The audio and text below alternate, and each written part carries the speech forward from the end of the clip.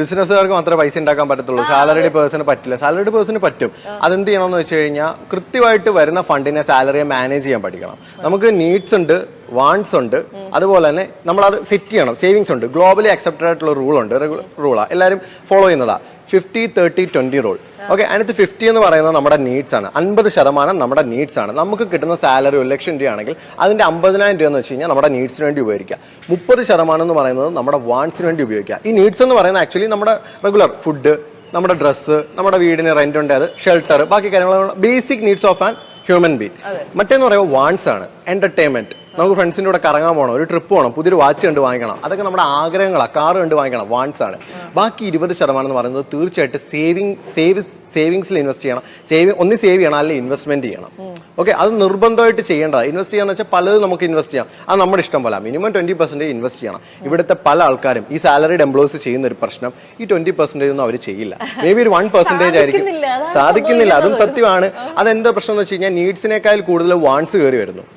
വാണ്ട്സിലേക്കാണ് ഈ പൈസ പോകുന്നത്. 20% പുതിയൊരു കാർ എടുത്തു, വീടെടുത്തു, അതിന്റെ EMIക്ക് പോകും. അപ്പൊ എവിടെ ഇൻവെസ്റ്റ് ചെയ്യാൻ പൈസ? അങ്ങനെയുള്ള ഒരാളെ സംബന്ധിച്ച് ഫൈനാൻഷ്യൽ ഫ്രീഡത്തിലേക്ക് എത്തുക എന്നുള്ളത് ഇമ്പോസിബിൾ ആണ്. എന്നാൽ ഡിസിപ്ലിൻ ആയിട്ട് കറക്റ്റ് ആയിട്ട് ഇതിനെ ഫോളോ ചെയ്യുന്ന ആള് 50% ഞാൻ നീഡ്സിൽ നിർത്തി, 30% ഞാൻ വാണ്ട്സിൽ നിർത്തി, അല്ല ഞാൻ 30% എന്നുള്ള വാണ്ട്സ് കുറച്ച് 20% ആക്കി, ബാക്കി 30% ഇൻവെസ്റ്റ് ചെയ്തു, തീർച്ചയായിട്ടും ഫൈനാൻഷ്യൽ ഇൻഡിപെൻഡൻസിലേക്ക് അയാൾക്ക് തീർച്ചയായിട്ടും എത്താൻ പറ്റും.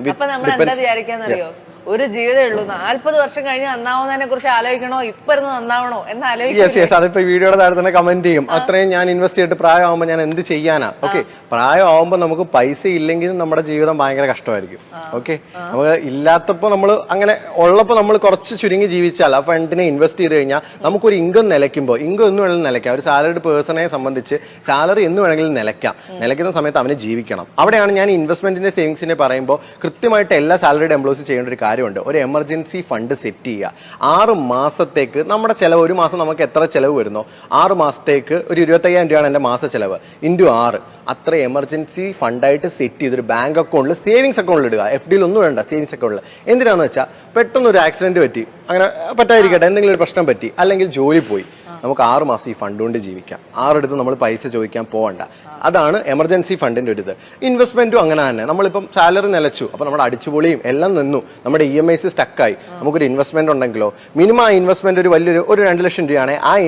ആ എമൗണ്ട് നമുക്ക് പ്ലെഡ്ജ് ചെയ്തുകൊണ്ട് ലോൺ എടുക്കാം. അത് വിൽക്കണ്ട. അതിനെ കൊണ്ട് ബാങ്കിൽ കൊടുത്തു കഴിഞ്ഞാൽ നമുക്ക് പ്ലെഡ്ജ് ചെയ്ത് അതിനകത്തുനിന്ന് ലോൺ എടുക്കാം. വലിയ ഇൻട്രസ്റ്റ് റേറ്റും വരത്തില്ല. ഇപ്പോഴത്തെ ആൾക്കാർ ചാടി വീഴുന്നുണ്ട് പേഴ്സണൽ ലോണിന് വേണ്ടിയിട്ട്. എല്ലാം പ്രൊവൈഡ് ചെയ്യുന്നുണ്ട്. ഗൂഗിൾ പേ ആയാലും ഏതൊരു ആപ്ലിക്കേഷൻ തുറന്നാലും പേഴ്സണൽ ലോൺ 5 മിനിറ്റിൽ പേപ്പർലെസ് ആയിട്ട് ലോൺ കിട്ടി. സംഭവമൊക്കെ ശരിയാണ്.